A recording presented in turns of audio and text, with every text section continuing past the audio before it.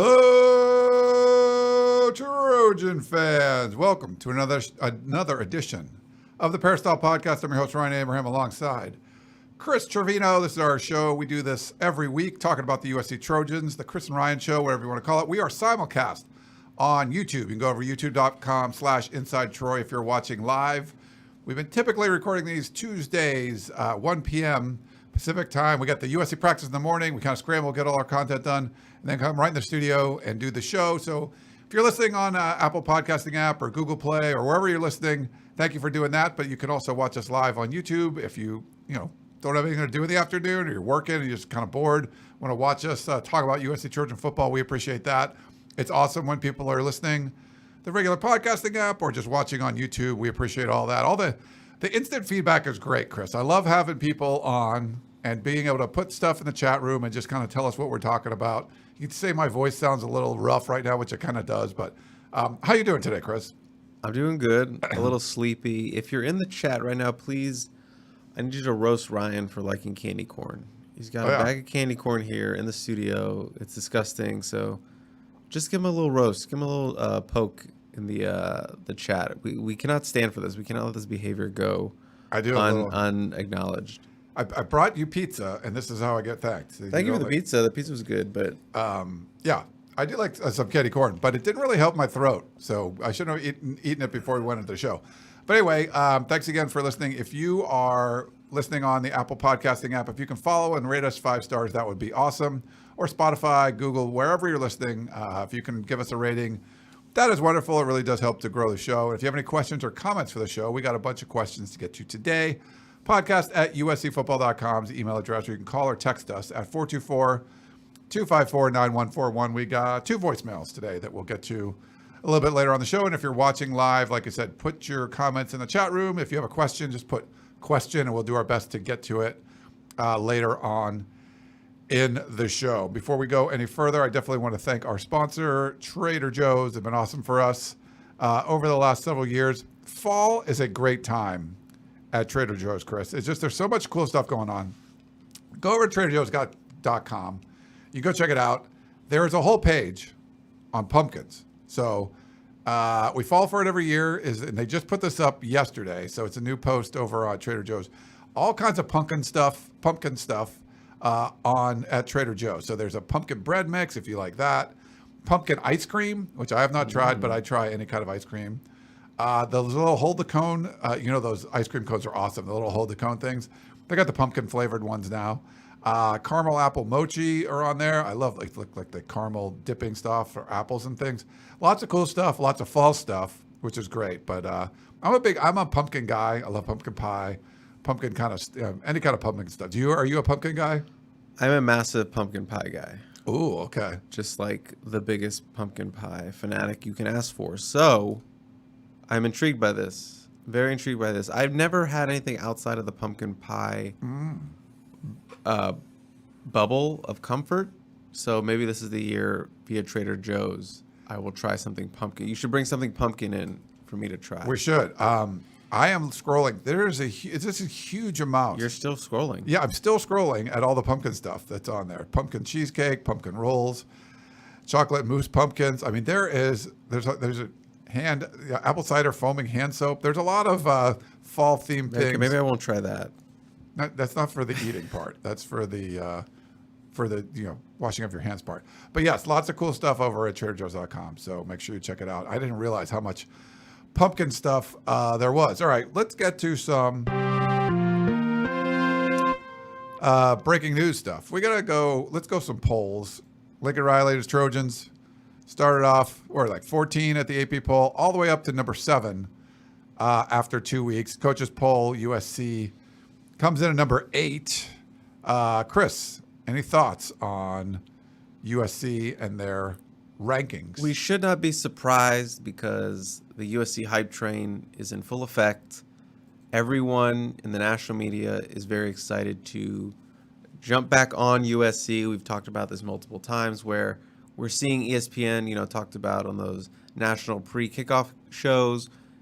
During the kickoff shows, ESPN highlights USC is nationally visible again. So it makes sense that, voters and then the coaches poll, they get bumped up. And obviously it was a wild weekend of college football last Saturday with upsets to Texas A&M. Baylor lost. Notre Dame lost. 3 teams that were ranked ahead of them. So we should not be shocked that they moved up. 3 spots in the top 10 is a big jump. So up to 7. I was a little worried they might get a little bit overinflated and maybe go up to number 5 or something crazy like that. If they had put on maybe 60 points on Stanford and not have been slowed down in that second half, I think we could have seen it. I think we could have seen a bigger reaction in the polls to USC. But 7 feels okay. 8 feels better. This team, still has some question marks, but they're a firmly top 10 team. At times they play like a top 10 team, so I think it's fair. But I think 5 would have been pushing it, or 6 would have been really pushing it. Yeah. Okay, I'm going to give you an analogy, not a food analogy. Oh, okay. You have one of those female friends. It could be, I guess it could be a guy too. Got a lot going on. She's an attractive woman, good job, all this stuff. And she seems to date like these loser guys and just never, is sort of like, but I don't do this, I don't do that. You sort of have to kind of look at the competition like, you're a cool chick, you like sports, you're fun, you're great to hang out with, you're a catch. You got to look at everyone else. Look around you. There's all these people that don't have jobs and they don't have a car, whatever they're doing. You're like a 9.5. Everything's going good in your life. Don't sell yourself short. This is sort of like the USC thing, right? Look around the nation. Who's above USC? You look at Clemson. Are they any good? I don't think they're that good. I mean, okay, you got the supermodels in the room. There's the Georgias and the Alabamas. There's some flaws there too. In Ohio State's. Outside of those schools, I mean, USC's a flawed program, but so is everybody else. There's everyone else out there is flawed. I have no problems putting this team in the top 10. And to me, this is more about, it just is, I don't want to say condemnation, but it's showing the way this team should have been. You are going to get the benefit of the doubt if you just have decent coaching, and they just haven't had it. And, props to Clay Helton for getting a big win against Scott Frost and getting him fired for Georgia Southern, playing at Nebraska. Paying it forward. But, man, all you needed to do was not screw it up. We've been saying that for years. Lincoln Riley comes in, does a lot of great things. It's certainly not perfect. It's nowhere near that. But that is good enough to be the best team in the Pac-12. And a team that's, I don't think this is going to be a playoff team or whatever, but I wouldn't be shocked if they got in just because, they just happen to win those games. They don't lose any. Everyone else is kind of meh in different spots, Texas A&M gets the number 1 recruiting class of all time, and they can't beat Appalachian State.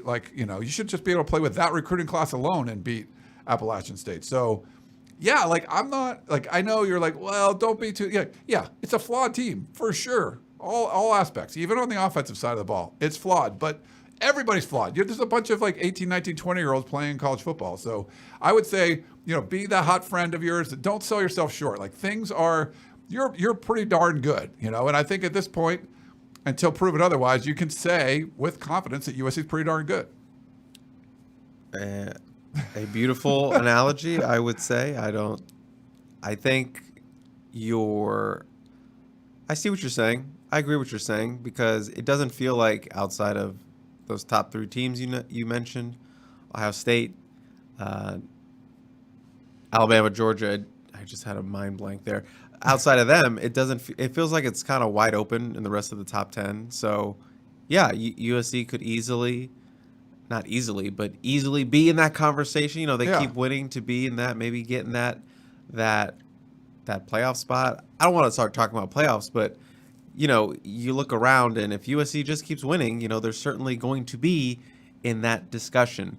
Now, this team is nowhere close to being able to hang with those guys in terms of trench play and defensively, but you never know.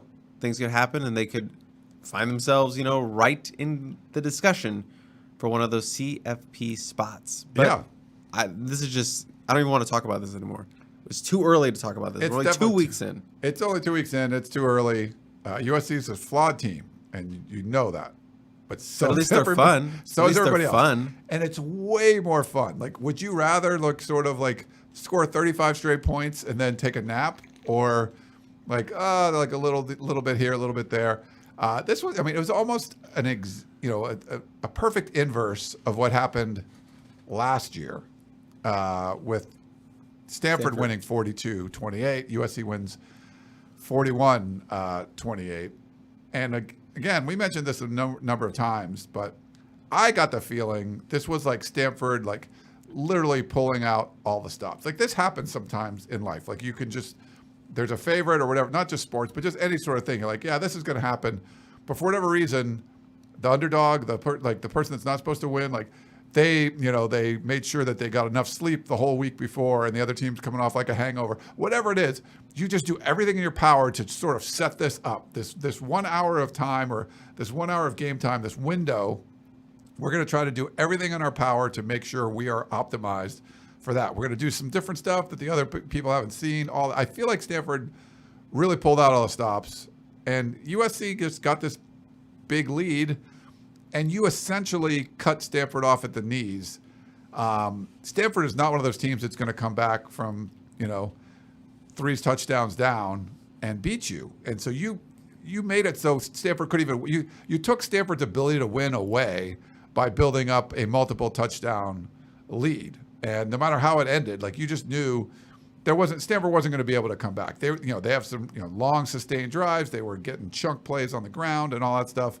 But they got to kind of do what they need to do to get there, set themselves up for all those plays. So scoring quick wasn't going to be, in the MO there. So, and, if USC needed to score, they would have scored more. But even that last drive by Stanford, with like 2 minutes left, they were just taking their sweet time. Yeah. It's like, you don't have that time, but they were just still doing their thing. And it was like, even I was like, they're not even like trying to go up tempo or try to do like any sort of 2-minute drill. This is just a normal drive to them with not down 2 touchdowns. It's like, it was very weird. Yeah. Very weird. It was definitely weird. Okay, let's get to some awards. So we've got the Pac-12 Offensive Player of the Week is, and we'll give him a round of applause there.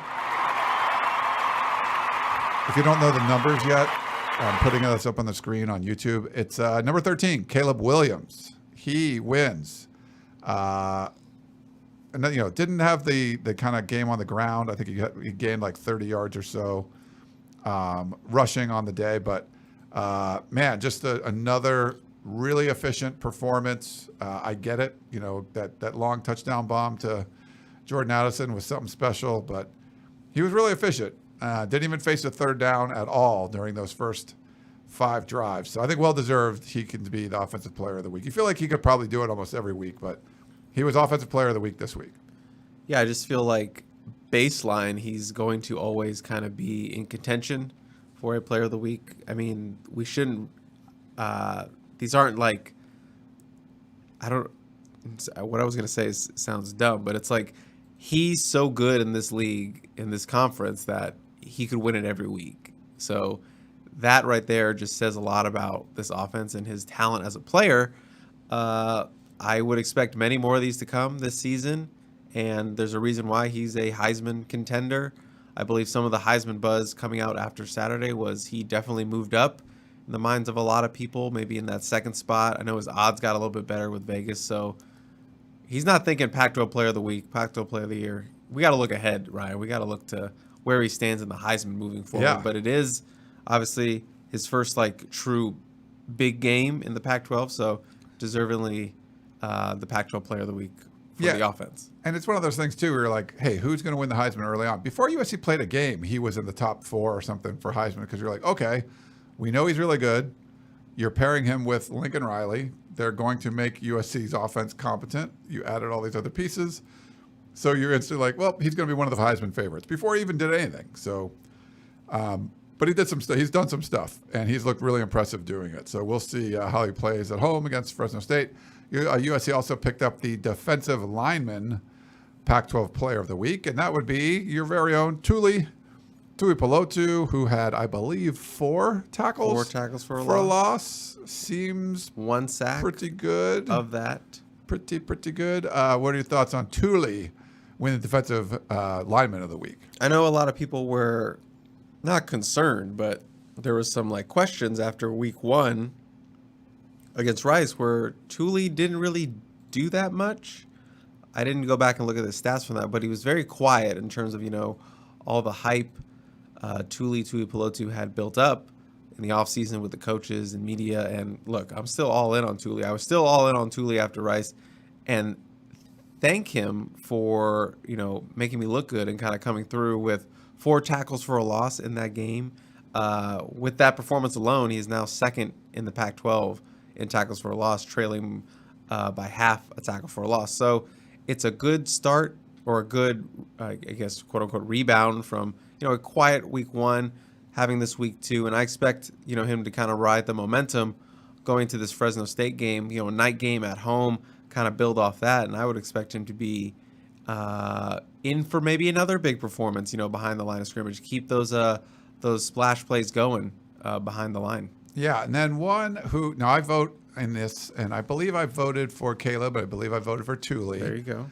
But I also voted for the defensive player of the week. I put on my ballot Max Williams, who had the big interception, forcing a fumble inside the opponent's 5-yard line. Ends up going to Oregon State's Kitten Aladapo. So he had 15 tackles. That's a lot of tackles. That's a lot of tackles. In a win. In a win, it was a big win. On the road against Fresno State. He had a 12-yard sack on a 3rd and 13 in the third quarter. So he had 16 tackles in week 1 when they played Boise State. And I get it. To me, there was he had a bunch of tackles, but Max Williams, I thought, was involved in the game more than that, as far as forcing 2 turnovers essentially. So I voted for Max Williams. But he needed to pick 6 it. If he would have picked 6 it, done. Then it's got to be done. Then it's done. You're part of 2 turnovers in a conference game. I get Fresno State's a good team and stuff, but just a good performance overall. I mean, I called that one of my 5 predictions. Max Williams turnover. I wrote it. You did. Certified. Just had a feeling about it. This guy, those were his first turnovers he's had and generated in his career, which seems crazy, but you have to think, he's had some injuries and hasn't played that much in the prior 2 years, missed all of last season. So it just felt like he was due. So I decided to kind of roll with that. And, great story. Continuing that story this year, being one of their best defenders for this defense. So yeah. Just keep the good vibes rolling for Big Max. Yeah, hard. Not that big. That's kind of ironic you'd call him big. But, hard worker, just a great kid. We have an interview up on USCfootball.com. You can check that out. Well, it's over on our YouTube channel. We put it up there. Did you get any candy corn slander in the... I haven't seen any candy corn. Someone said if it's your favorite candy, then they don't like that. But not a lot of candy corn slander there, so that's good. Positive or negative. So that could be a very polarizing... And the stream is still going, yes? Stream is still going, yeah. We didn't crap out this week like last week. Okay. So. Also, real quickly, mentioning Oregon State, they've actually had the Pac-12 Defensive Player of the Week 2 weeks in a row. Wow. But a different guy last week. But the Oregon State USC game, which right now, I think Oregon State's playing Montana State or something next. So they already got a big win against Portland State.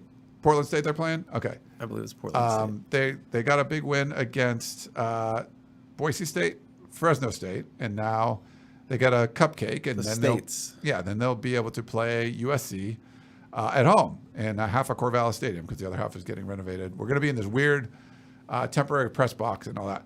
But USC, starts off 2-0, beats Rice, is not very good, beats a conference road game, conference road win against Stanford, and then has that same Fresno State team coming up. Potential for a 3-0 matchup, 2 ranked teams, Oregon State's not ranked, which is a part of the problem. They're close. They're close, but they should be ranked. Playing in Corvallis, undefeated early in the season, road game, first another big road test, I guess, for Lincoln Riley. I mean, this could be a college game day sort of thing in week 3.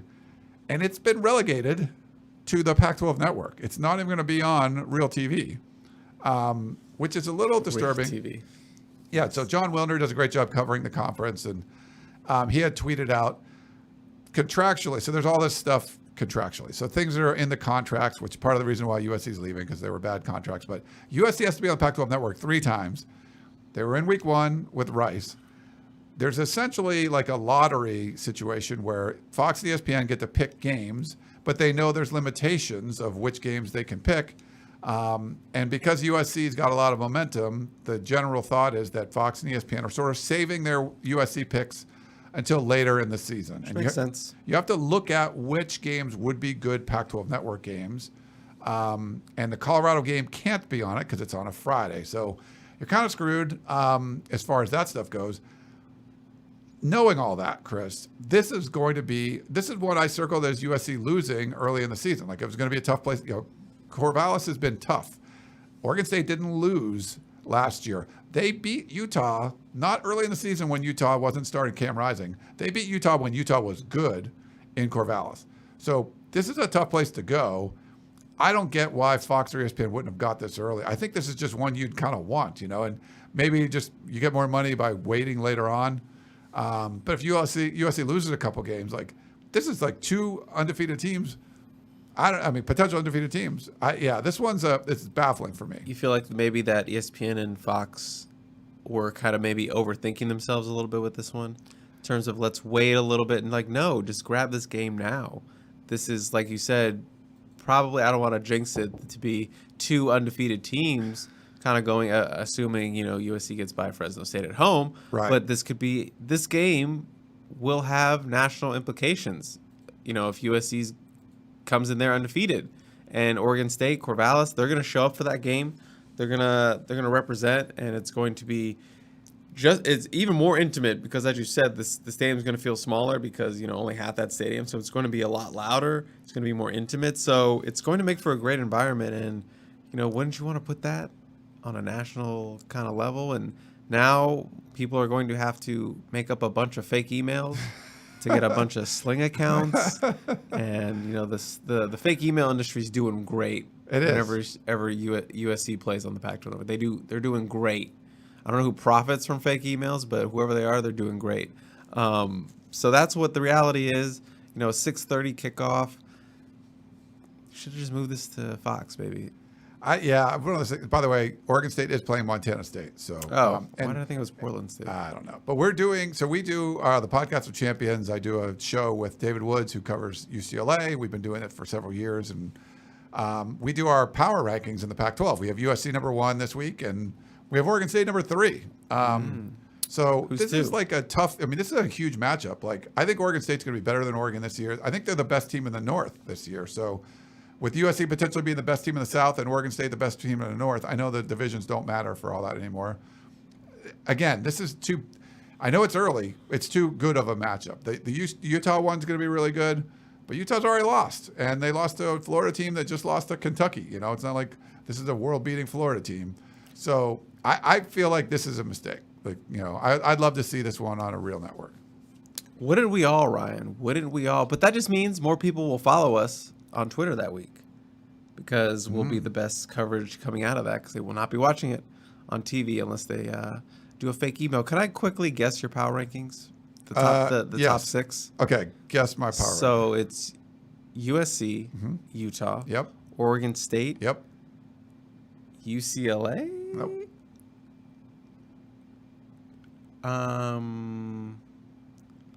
This is great podcasting. We have UCLA 5.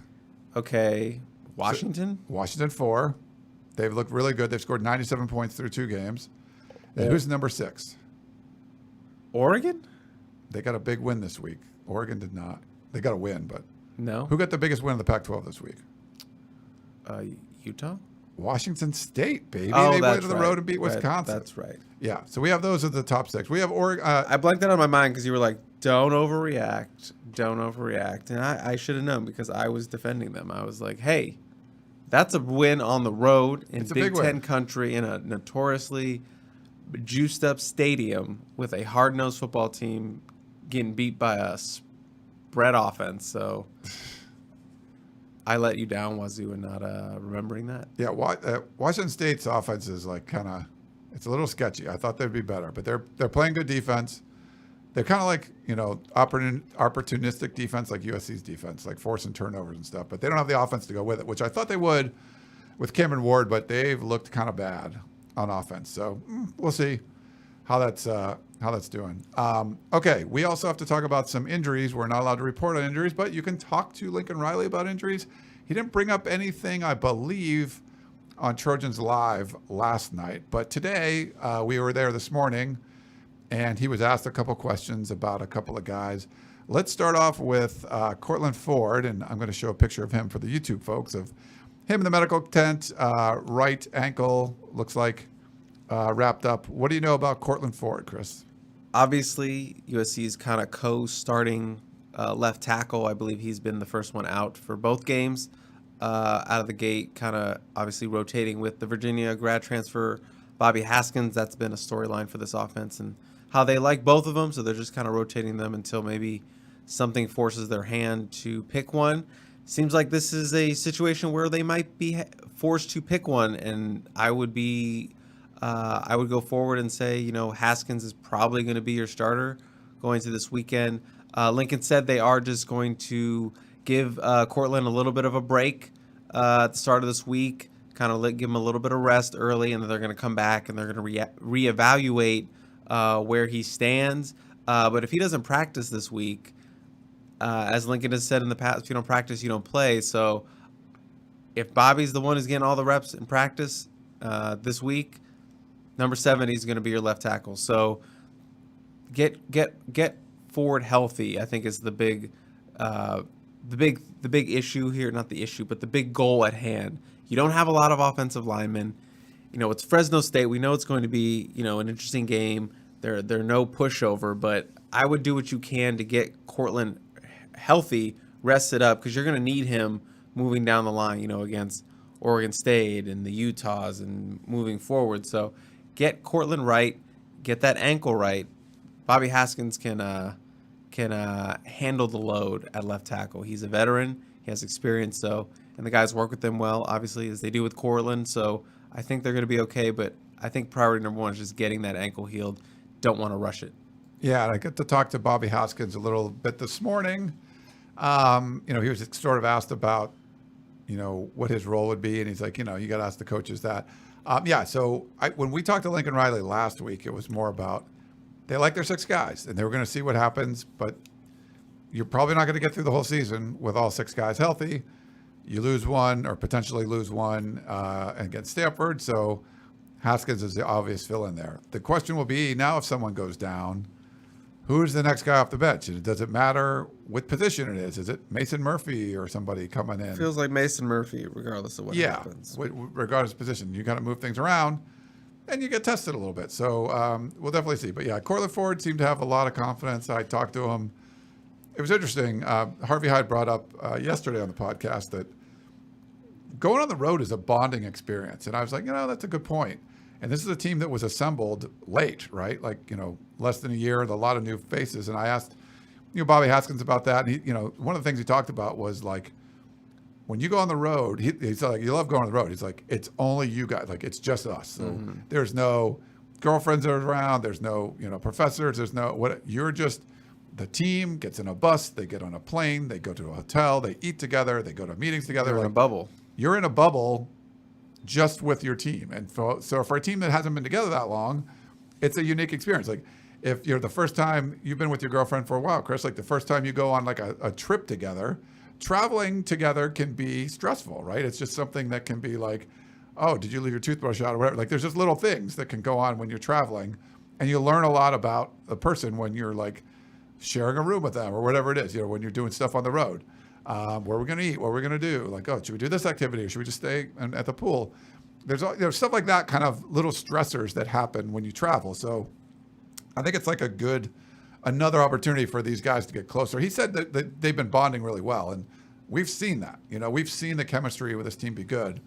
But I think it probably helped. It got helped a little bit by being on the road like that. I hope roommate assignments were random. Why? Because you can because people. Don't make the offensive linemen room with each other. Put them with someone different. Like have Bobby Haskins rooming with like Max Williams or something like that. Just get the bonding, through different channels of this team already seems close and sort of not related to position. Like after the celebration for Mekhi Blackman's interception, it was, Cooper Lovelace and Eric Gentry celebrating together. Like that's not two people you think would be celebrating together, True. But here they are. So I hope it was random. Maybe those guys were roommates this weekend and they bonded. So I don't know. So that I should ask some of the players that if the roommate assignments on the road are kind of random, or they get to pick or whatever. That could be interesting. Would you do when I coach beach volleyball in Hermosa, for the city, we'll get sometimes big groups, 40 people in our group, and a lot of times you just have it when they're warming up, just all right, switch, go up with somebody you don't know, and just sort of get to know, you can just make it random like that and get to know them a little bit, and it, I think that kind of gets you out of your routines and stuff too. So sure, I like it, Chris. Absolutely. You can push that.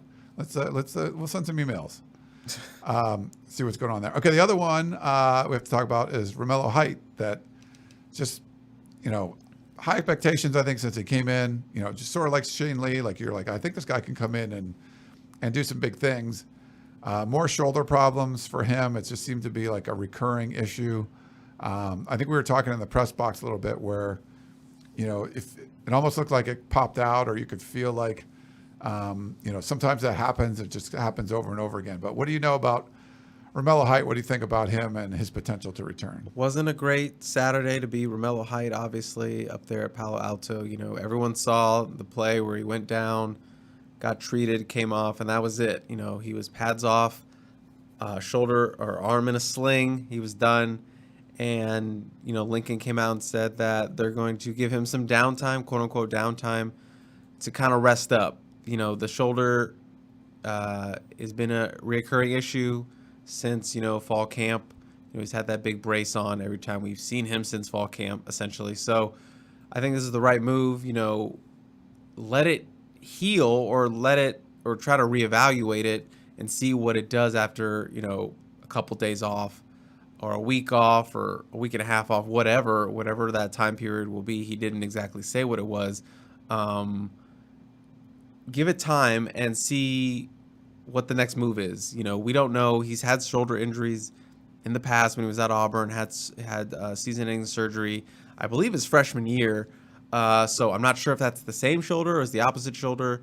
But if it's the same shoulder, obviously makes it seem a lot worse. But this is definitely a situation that's going to be ongoing for the rest of the season. And it is a bummer because, Romello Height, a lot of potential. He's a tough dude. Obviously been playing through a pretty nagging shoulder injury. So you want to see him succeed. You want to see him do well. And a lot of people have talked about his ability and sort of his leadership, especially Corey, in terms of, calling him his big brother. But, sometimes, the injuries get the best of you. So I think it's good that they're going to give him some time off. It's good that Solomon Byrd really stepped up on Saturday. That makes you feel a little bit more confident as a USC fan that, hey, at least someone's there to kind of step up. Hopefully you get Corey to step up, and that'd be a really nice duo between those two.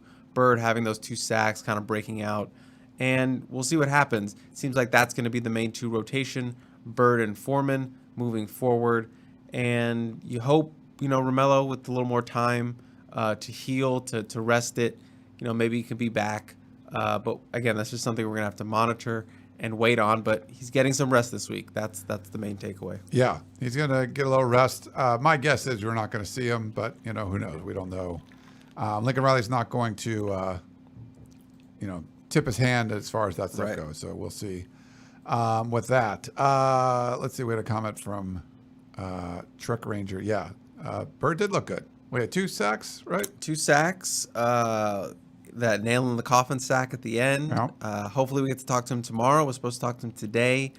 Some kind of class thing. Some kind of deal. So hopefully get to talk to him. He's a very popular man right now. Saw him come out of practice. Seemed to have a little bit more swagger to him, especially coming off a strong performance. But This guy wasn't a nobody. He was a freshman All-American at Wyoming, had 11.5 career sacks going into the season. So this is a guy with a lot of potential, a lot of pass rush ability. So he's really grabbing onto that rush end spot. So I think he's going to have another good game this weekend. So we'll see. I think he will. Look for number 51. Your stat pack came out. Oh. Do you need to? Got to pull out of my laptop because people complain I look at the laptop too much. So stall for me while I pull it up. Okay, I'll pull it up too. So Chris will put a bunch of stats out there to kind of get you a feel for it. Make sure, and by the way, check out your the Ghost Notes. These are awesome. So if you're not a subscriber to USCFootball.com, you can sign up for $1 or 30% off your annual membership if you want to try that too. But the Ghost Notes are amazing. Like, we literally don't get a whole lot of time to watch what's going on. It's a small window, and Chris packs in a ton of notes from what's going on there. So just from guys walking out of the tunnel, he gets there early, checking to see what's going on there. And, he's been cut off a little bit as far as we can't say some of the things that we would see with the injuries, or guys maybe not wearing pads or wearing a non-contact yellow jersey, all that stuff. We're not allowed to report on that anymore, but still packed with great info. So if you want to know kind of what's going on behind the scenes at practice, as much as we can see, Chris does a great job pulling it all in there. So I'm just going to read some, and I just want to get your reaction. Okay. So for those unfamiliar, the stat pack, I just every week take a bunch of major categories, and I see where the USC ranks, whether on offense, scoring offense, rushing defense, or rushing offense, passing offense, kind of a miscellaneous group. And then I do some notes like, oh, this person's leading this category. This person's like number 2 in the nation. So things like that. It's free. It's up there every week, comes out every Monday. So check that out. But Ryan, yes, USC tied for number 12 in the nation in total offense, 521.5 yards per game. Can't be too surprised by that. No, I mean, I'm going to put some pictures up for those watching. Lincoln Riley's offense is pretty special. Just what he's been able to do. Having a trigger man like Caleb Williams has just been outstanding.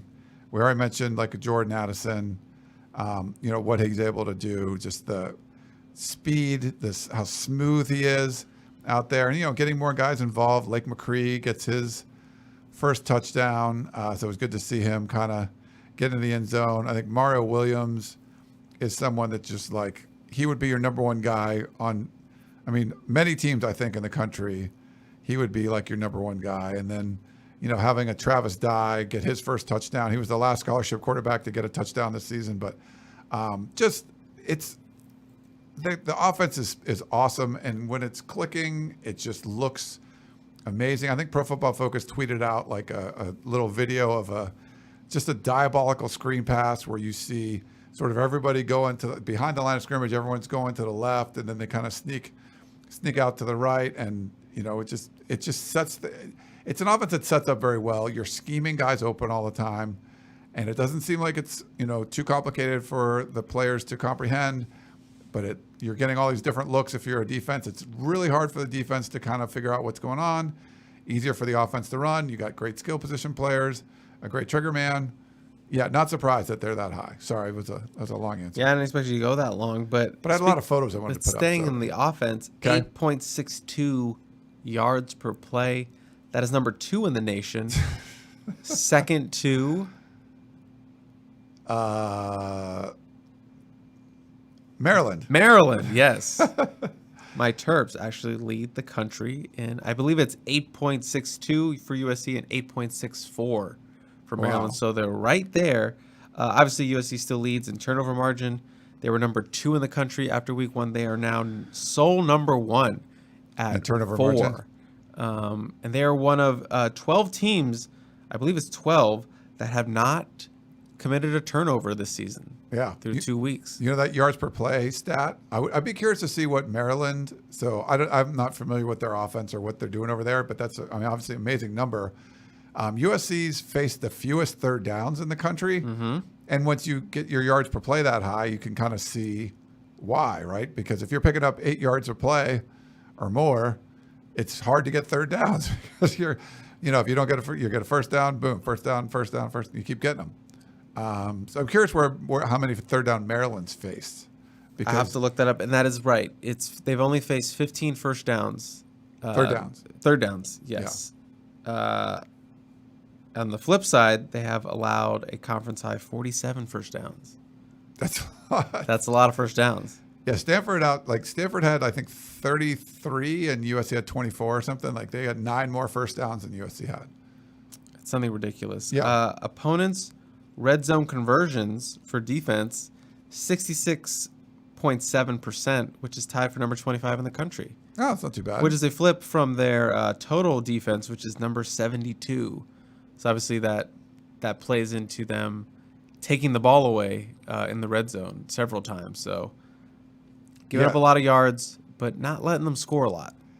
Yeah, it's like, we'll go back to what Lincoln Riley said. It was an explosive plays on defense, and they're just very opportunistic. I think someone was tweeting at Shotgun, you're like, the defense needs to be better, and was like, blah, blah, blah. They need more tackles for loss. And Shotgun goes, they have 20, at least the Pac-12. Like, they have 20 tackles for loss. So I maybe we'll ask Alex Grinch about this tomorrow, and we could have asked Lincoln. Oh my God, could have asked Lincoln Riley. Lane Kiffin, Lincoln Riley about this too. Just kind of marrying an offense and a defense, right? Like with this kind of offense, you're going to score. Do you need a slogging, like try to get 3 and outs all the time? Or would you rather have a defense that's like high flying that will get you the ball back by intercepting passes or knocking balls out or getting some big tackles for loss? Like, I feel like it's a good marriage, between that where you have a defense that could be high octane and you'd like to get more stops, maybe not give up the gash plays and all that. But if you're taking the ball away a lot, and you're just giving the ball back to the offense, hell, man, I love it. I think that works. Those are all the stats I'm going to throw at you for today. Nice. So check out Stat Pack with Chris every Monday. I'm also putting up an orbiting piece.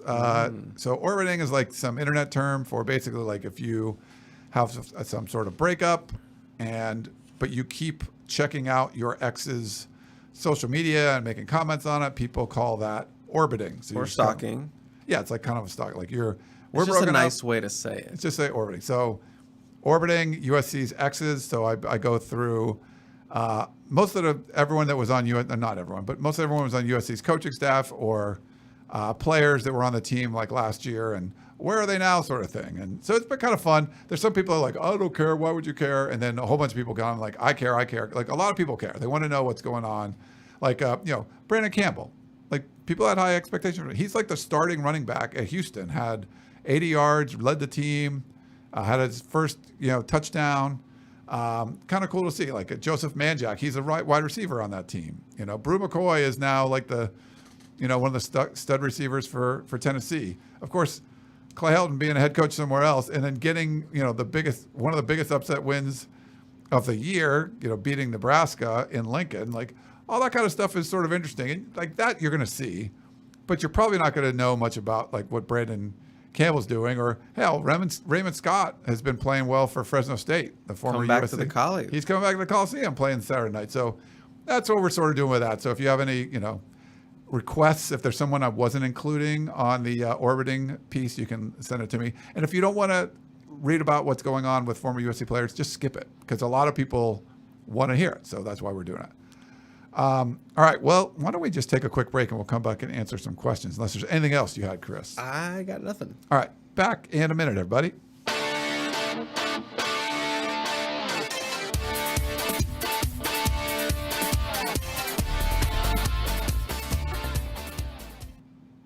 All right. See, here we got comments like this, Chris. Oh, no.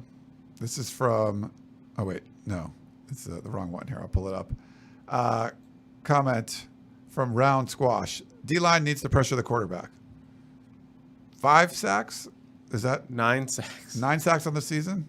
Leads the Pac-12. Okay, so I don't know what you want. They want more. They want 18 sacks. Like, you're leading the conference in sacks. Like, you need to pressure the quarterback more.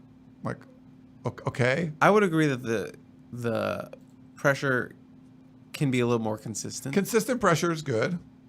They need to be more consistent. Absolutely. But they're like this roller coaster defense. But they lead the Pac-12 in sacks. Yeah, like I don't know what you like. I don't know. We can point to that. We could be like 9 sacks. Leads the conference. No one else leads the conference but USC. It's like they need to pressure the quarterback more. I think maybe that's true. You don't need to sack the quarterback more. You're sacking the quarterback enough. You can pressure him. You can put more pressure on him. Can make him run around, make bad decisions. I see what he's saying. You know, if they did that, here's the thing. You got 9 sacks, but if you pressured him more, the quarterback could run around and make bad decisions. Maybe you could get like 6 interceptions through 2 games. Huh. 6 Oh, wait, they did. They already have 6 interceptions. Which leads to Pac-12, which also leads to Pac-12. 8 turnovers leads to Pac-12. So I don't know what you want to say. He came back with, Trunks came back with, the defense needs to stop the run. He's got me there. That's fair. He's stumped me there. Yeah. They need to be better at stopping the run. Absolutely. Right. But did you know their run defense is actually better than Utah's? It's pretty impressive. Ranked ahead of Utah. I like it. Okay, why don't let's go We have voicemails. We have voicemails. So let's go to a voicemail first. Here we go. I need a little graphic for voicemails. Ryan, this is for the Peristyle Podcast. This is Giovanni from the 562. First off, I want to thank you and the team for hosting us in that week 1 tailgate. My girlfriend and I had a great time. I got some new stacks of snacks now in the pantry, so thank you. My question is, what's up with our guy, Kyle Ford? I didn't see him in any play in the Stanford game. I know both you and I have high hopes for him, so just figuring out what's going on there. Besides that, I'm excited to see receivers keep catching and making plays. Thanks, Ryan. Sure thing. Yeah, it's great to meet you and your girlfriend out there. And it's funny, walking into Stanford Stadium, got a shout out from Kyle Ford's dad.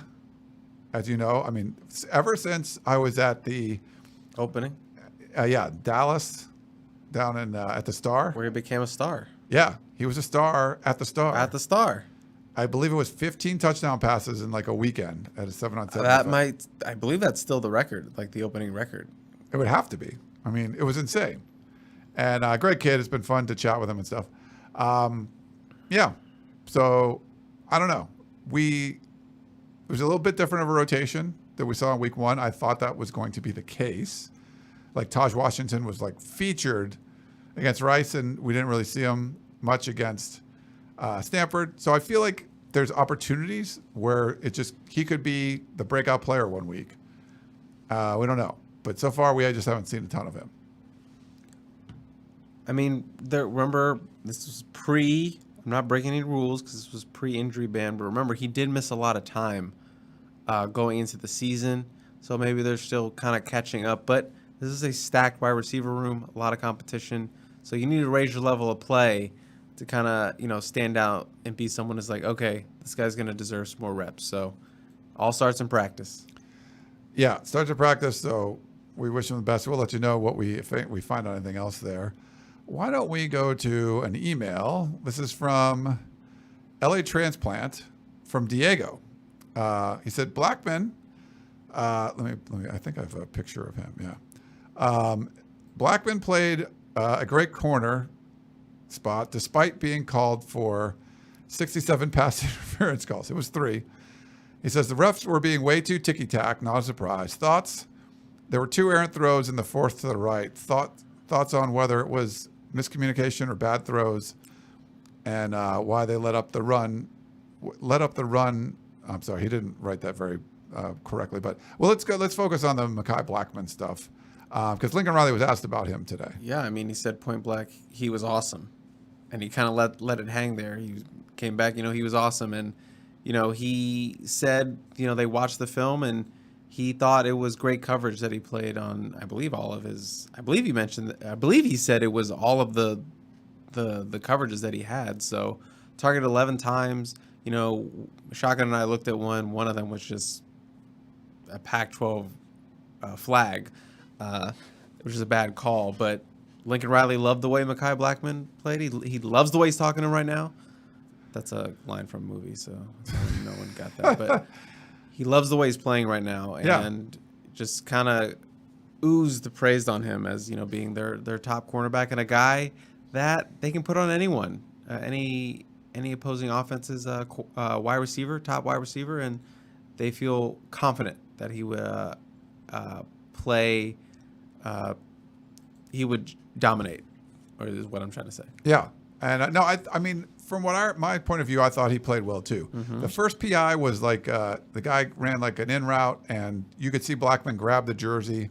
I get it. The other one where they're like running down the sideline together, and Blackman's arms aren't.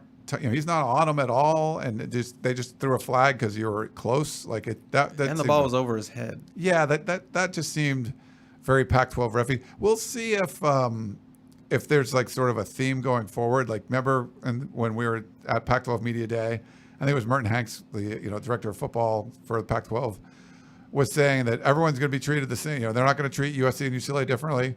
We'll see if that's the case. I'm going to go more towards Pac-12 incompetence at the refs, which is normally the case. But yeah, there was a lot of flags against USC defenders there. So we'll see what changes going forward. But I thought overall he played well, and they kept throwing at him. I think he got thrown out like 10 times, and for the most part, I thought he did a good job. That interception in the end zone, where you're bigger body and you tip it up in the air and pick it off, like that was a thing of beauty. So. I would agree with Lincoln Riley on that, who made a point basically to say like, oh no, those weren't. I mean, he didn't say like he did. It was like a way to criticize the refs without directly criticizing the refs, which I think they deserve to be criticized. We got John in Columbus, Georgia. He says, knowing what we know now about this team, should the overall strategy be to have the offense go all out from the start and force teams to be one-dimensional? For what it's worth, I don't think we're ready to be a playoff team. My prediction was 10-2, which would be fantastic considering the last dozen years. I agree there. So just missing out on a playoff might be better with potential recruits rather than getting boat raced by Bama, Georgia, or Ohio State. John in Columbus. So the first part about kind of what they did to Stanford. You boat race them, and then you sort of make them one-dimensional and just kind of cruise to victory. I don't have a problem with that, but what do you think? I mean, I think this offense is just going to try to put up points how many times they can and go fast out of the gate. They never want to come out flat like they did in that second half. So I think there's going to be a point of emphasis going to this week to come out firing like they did last week and the week before. So I think that strategy is going to hold moving forward.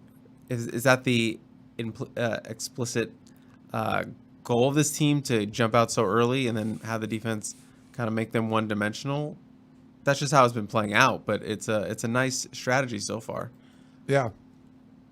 No, I agree. And then as far as the playoff team, like, would you rather? I still think it's better to make the playoff.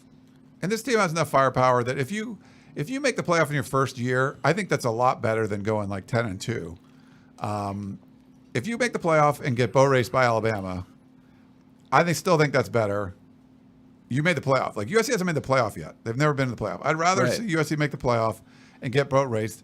And you can say, well, look, Lincoln Riley's teams lost in the first round of the playoffs. And you're like, well, they were 4-8 last year, and he turned them into a playoff team. Like, you go 4-8 to playoff. That means more to me than anything.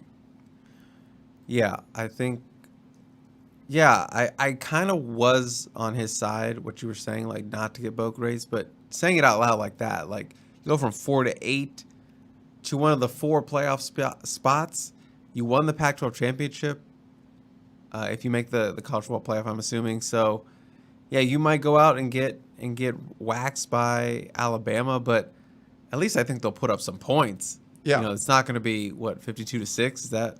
It's not going to be that. Right, it's not going to be that. It's not going to be that. You have a guy, and that would look better for Caleb Williams Heisman hopeful. If you go to the playoff, you're in that discussion. So if you like get a Heisman out of it, if you get your quarterback the Heisman, you make the playoff like in year 1. There's a lot. I don't care if you lose 100-0 to Georgia. Like year 1, because you can go back and be like, hey, we made it, but we need you. We need X recruit. We need you. We need you up front. Yeah, they're going to be recruiting like crazy if that's the scenario that plays out. Even if they do get handled by Alabama, it's Alabama. Mr. FL says Forget playoffs. If defense tightens up, we're winning it all. Okay. Maybe a little. All right, let's start back. They still have. Oh, we do have a stout interior. Anthony's saying that candy corn sucks. So yes, thank you, Anthony. It does not. I wonder if that's Anthony really in LA good. on Twitter. And those the pumpkins, I love those too. Okay, let's go to another voicemail. Hi, this question's for Ryan and Chris on the flagship show. So I brought it up as a question to Coach Height, and I don't think he understood where I was coming from. But I want to talk about the field conditions on for the second half versus Stanford. They looked really bad, like dangerously bad.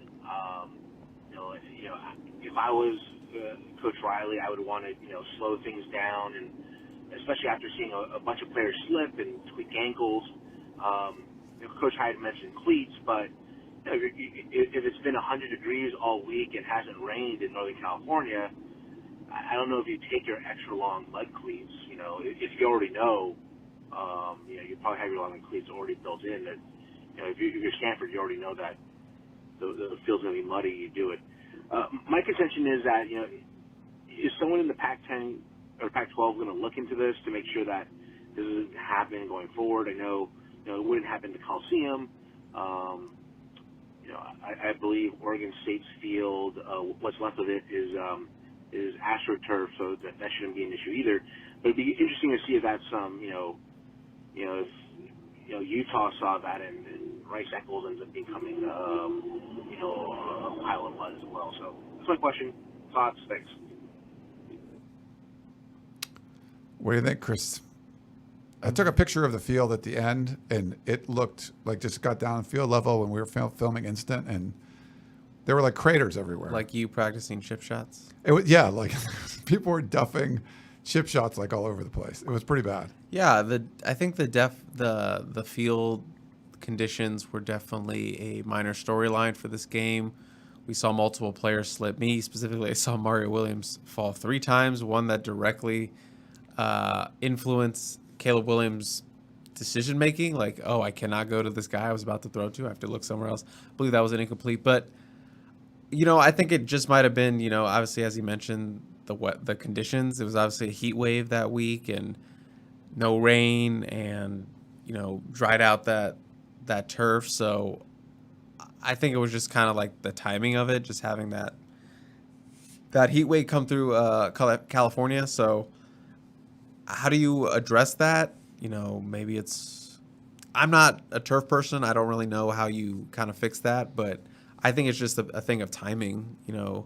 Will the Pac-12 have to address it with other schools? I don't think it'll go that far, but I think it's something to be cognizant of. I'm not a turf person, Ryan. Me neither. I don't. I think Austin Jones was asked about it too, and he was sort of like, He's like, yeah, that's how it always is. Yeah. So maybe that's just something that's. You can, if you're on YouTube, I'm putting this picture up, and it's a field level shot of Austin Jones running through a big hole, and you can see like just chunks out of the field. Yeah. If it's always been like that, then it means nothing's going to change in the future. Right. I think it's different than like in 2005 or whatever it was, where Notre Dame grew the grass out and trying to slow USC down. I think that's just the way Stanford Stadiums is. So let's see. We got a couple more emails, and then we'll go to comments on the YouTube chat room. Sergeant Strong, he's from the U.S. Army, retired. He says, hello, men. Well, that was a pretty solid win for USC. First win at Stanford since 2014.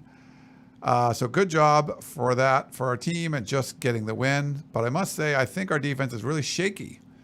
They have flashes of greatness, but then the team can come back the next play after, let's say, a sack for a loss by our defense, and then gaining 20 yards, and the other team can run for 30 the next play and get the first down.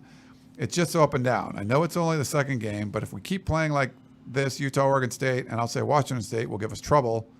Washington State's been bad on offense. So hopefully, it's a home game too.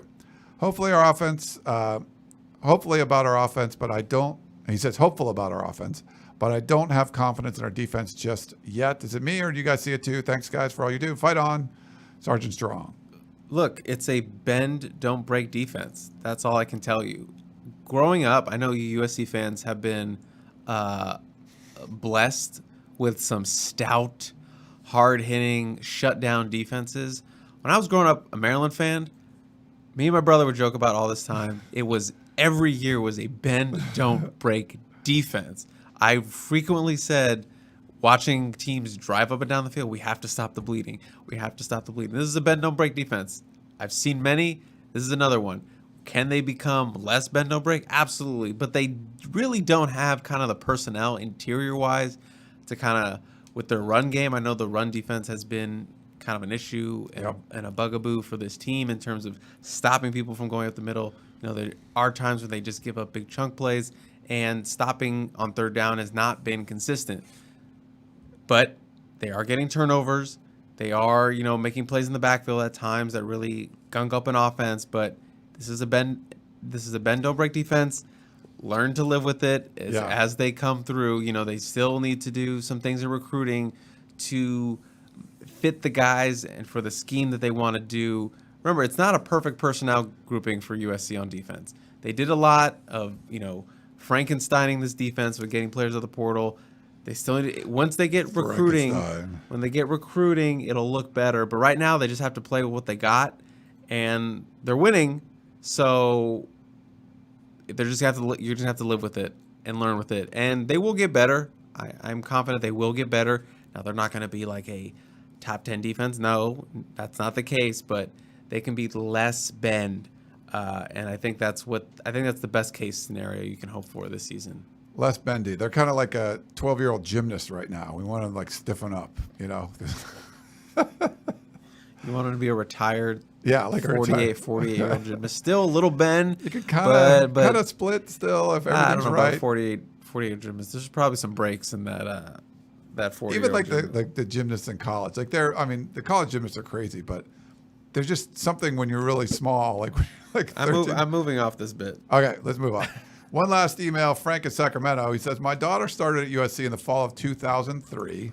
She didn't know that they lit the torch at the start of the fourth quarter until her senior year. USC was so far ahead in those games during the 35-game win streak, I think it was 34, that everyone left at halftime to go party on the row. So just a little comment there from Frank in Sacramento. I think a lot of people would be happy to not realize to get back to those times where a whole generation of students didn't realize the fourth quarter flame was lit. Yeah. All right, let's go to some questions. These from rapid the chat. fire? Yeah, we'll rapid fire them up. Jimmy, Damani Jackson returned to practice today. Should we expect for him to get playing time this weekend? No. Don't expect it? I cannot comment further. Yeah, we're not allowed to talk about what we see out there as far as injuries. But educated guess, no. Educated guess, I like that. This one's from Trunks. What would a college football playoff appearance do to recruiting in the NIL era? One more time? What would a college football playoff appearance do to recruiting in the NIL era? For USC, assuming they meant USC, but yeah, it would be incredible. I mean, we've talked about this in the Composite 2-Star Recruits, which we're going to record later today. So just put that in mind. If you have questions, to send that in. USC doubling their wins would be great. It wouldn't be really sexy recruiting. Eight wins isn't that sexy. No. 9 wins. Double your wins. 9 wins. Okay. 10 wins is Starting sexy. to show a little shoulder. 11 wins. Showing a little thigh. You're looking pretty good. So, at minimum, college football playoff, that's what, 10 wins? At minimum? That's Pac-12 championship. That's got to be at least 11. That's at least 11. So, you're looking really good, and that's something you can you go that record, you go to the playoff, going into that, you can call any kid in the country committed or uncommitted, anyone, and they're picking up first dial. Lincoln Riley, playoff head coach for USC. Hey, we want you to come be on this team. Yeah. Yeah. It would just, right now USC has had to recruit mainly off faith. You're not recruiting on faith at 11-1 going to the playoff. That's all like, hey, this is where we're at right now. We can see national championship. Yeah. Get on board with us. Come play. Come be a Trojan. Plus NIL. Chris is doing his recruiting pitch right now. Sorry, yeah. I love it. I stole this from the Trevino Tech playbook pitch. I'm just kind of USC-ifying it, but it would just be like pouring gasoline on a. Help me out here. Fire. Yeah, I was thinking more. You would say like a campfire, like. Yeah, I mean, a nice steady campfire, and then you just dump a whole bunch of gasoline. Nice. That would, yeah, because USC's recruiting well. Okay. So just like that accelerant.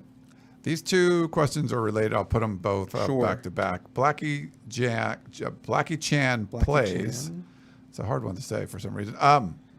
His question is, with how Notre Dame has looked, because they lost to Marshall over the weekend, we watched that at the tailgate that we were at. Do you think that game is a bit safe, or is it a bit safer to say we can handle business against them? And then Steven wanted to know, other than Utah, who are the hardest opponents left on the schedule? UCLA, Notre Dame. What are your thoughts? Is he saying pick one of those, Notre Dame or UCLA? Like, who is the hardest opponent left on the schedule? After Utah. Yeah, after Utah. Yeah, I would say those two. I mean, Marcus Freeman, good DC. We'll see what that defense does against his offense. But Notre Dame can't score, can't move the ball. That was their whole thing the last 2 weeks. And obviously they lost their starting quarterback for the season, I believe. So we'll have to see what Drew Pine, I believe his name is. We'll have to see what it looks like in Pine time. If they've, maybe they make a change at OC, they change it up a little bit. If they start scoring points, that game will be more of a competitive thing. I tweeted it out after. It was probably the alcohol, but it was like that Notre Dame game looking like blowout if, they can't score and USC can just keep putting up points. People got a little upset. People were like, hell yeah. People were like, no, don't talk that far. So obviously that's way off in the future, but if Notre Dame can't score, Ryan, I don't see how they're going to keep up with the USC offense. They just can't. I mean, if they stop them, sure, but I don't think a lot of teams are going to be able to stop USC's offense, and it's at home, so you have a puncher's chance when you have an offense like that every week, right? Yeah. And Notre Dame's not passing the eye test so far, and Oregon was the same thing for me. Like, sometimes you hire a first-time head coach, and it's going to take a little while. And you remember, like, USC 2016 starting off 1-3. Like, USC wasn't passing any eye test, but when Sam Darnold came in, they started doing that. And the schedule got a lot easier. I think Notre Dame was like a 4-8 team that year when USC beat them, so it wasn't like they were that good. Yeah. They got a good win against a top 10, Washington team on the road. That was the biggest win in that 9-game winning streak to end the season. So could Notre Dame do something like that and turn things around early? Maybe the new quarterback comes in. Yeah, potentially, but so far they're just not looking like a top 10 team or top 5 team or whatever they were before. I would go, Utah's still going to be tough for that environment.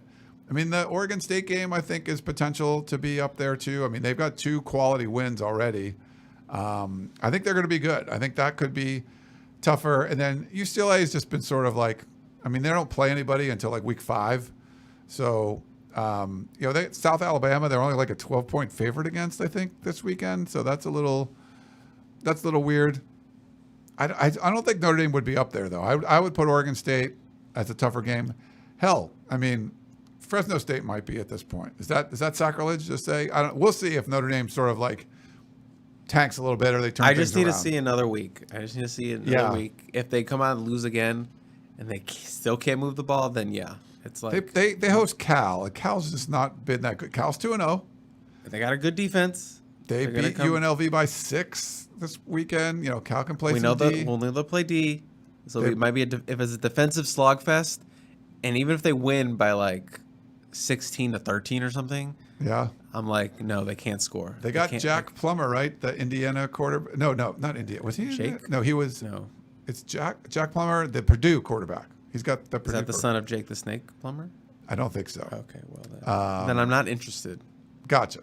I'm not interested. I don't know, but yeah, let's watch that Cal game because I don't think Cal's that good. They'll be okay. But if they beat Notre Dame, that's a problem. That would be a big problem. Okay, let's pull up this question from Nick. Is it possible that USC's most dangerous regular season opponent is in fact themselves? P.S. Kenny Corn Gang for life. Yes, Nick. Candy corn gang. Do you think USC's toughest opponent is USC? No, I think it's Utah. Yeah, I still think it's Utah, yeah. I still think maybe they're second. Maybe USC's second on their toughest opponents list, but I still think it's Utah. Yeah. Okay. I think a lot of it is you're kind of, if you have the potential to be that far ahead, then it's like you're playing against yourself a lot of times. I think that's our last question is about that, USC in the second half. Why did USC let off the gas in the second half? USC should run up the score on every team. And I think part of this was, just you're looking at this as Stanford's done. Do we want to run 100 plays in this game, or we want to try to slow things down? Don't put more of ourselves on film. Yeah, You came a little bit flat. It's a bunch of things. And, Riley talked about it today he goes, even if you run a little slower, it doesn't mean you still have to execute. They didn't execute when they weren't moving fast. Yeah. So that was part of the thing. They just weren't executing. But they hit, the first play of the second half was a bomb to Jordan Addison, like 48 yards or something like that. And then they just stalled out. He said there was 2 third down penalties that really killed them. Those killed drives. So, yeah, I mean, the execution wasn't as good when they weren't going fast. And maybe there's some complacency, something like that. I don't know. Hard to say. But that's all the questions I got from the chat. Was there anything else you wanted to bring up, Chris? No, I want to go take a nap. So. All right, Chris will take a nap. He's got another podcast and stuff coming up. I got a 3-hour podcast to do. Yeah, but thank you for everyone for putting in everything into the chat box. If you're listening on any of the podcasting apps, thank you for doing that. The YouTube stuff has been a lot of fun.